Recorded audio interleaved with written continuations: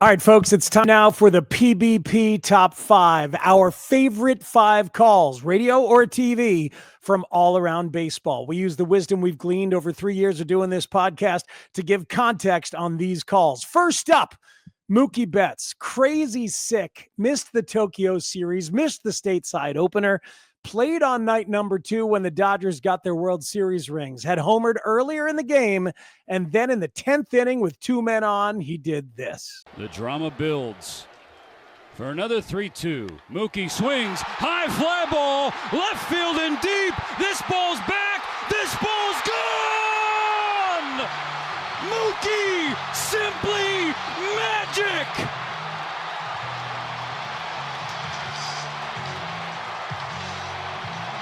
He rounds third, tosses his helmet to the sky, and the Dodgers walk off winners.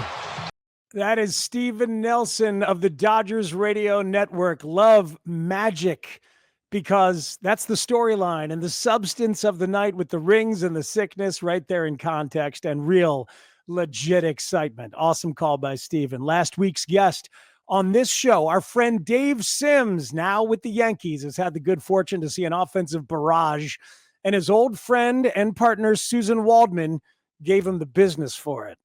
And Dominguez, but both have been on. Look at this by Jazz, deep to right center field. That's out of here. Another hey now for the Yankees.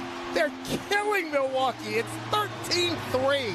You're not going to know what to do with this. Your old team didn't score 13 runs in a month. Don't rub it in. Be nice. Welcome to the New York Yankees, Dave Sims. That from WFAN and the Yankees Radio Network. Their relationship on display. They've known each other for decades, and you heard it there as she gives them crap, but also at the top as the conversation got interrupted by the home run call. You're hanging around their conversation on Yankees Radio. All right, this one's fun. Opening day down in Miami. The young broadcaster in his late 20s doing his first game ever.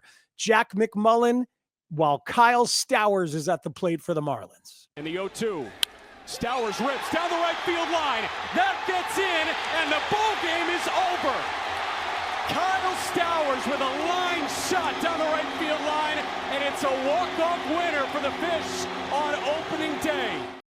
Sounding like a big league pro already, adding the context of the first ever walk-off on opening day for the Marlins with all the research he has done. Great to hear young Jack. He's a guest on this podcast next week. All right, with all due respect to Luis Matos of the Giants, this one is about the broadcasters.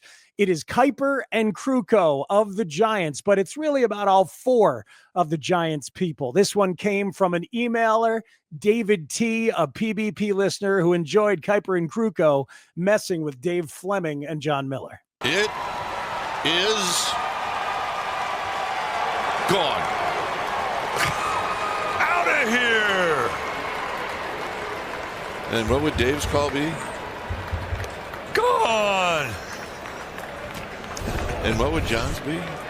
Adios, pelota.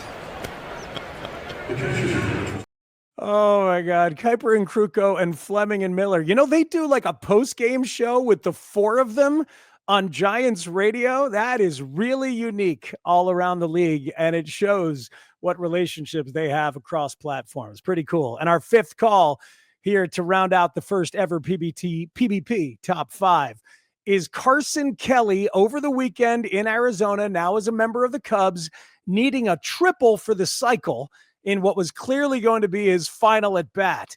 We know that the dugout exploded. So did the booth with Boog Shambi and Jim DeShays. Center field, going back, Bleday. It's off the wall.